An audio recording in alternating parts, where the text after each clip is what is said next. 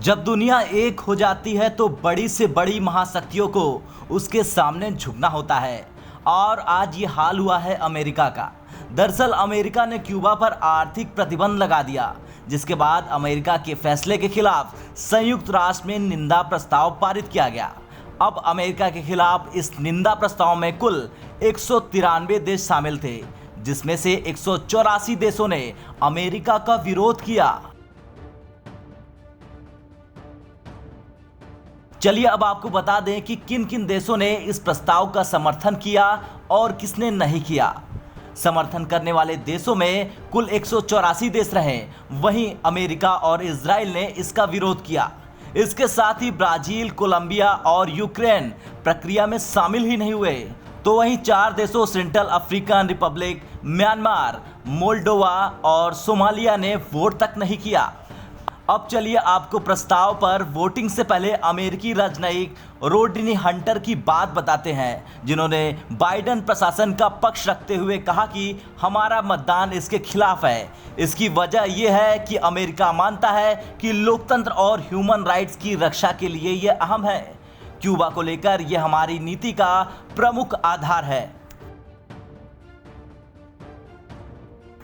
इसके आगे अमेरिकी राजनयिक ने कहा कि क्यूबा पर हमारी ओर से लगाए गए प्रतिबंध जारी रहेंगे।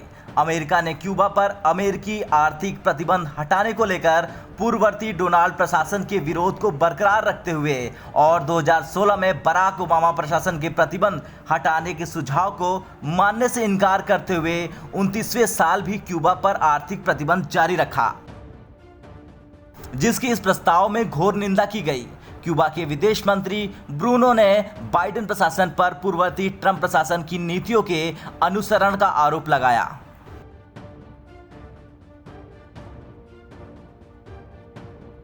अब आप सोच रहे होंगे कि अमेरिका ने क्यूबा पर प्रतिबंध ही क्यों लगाया।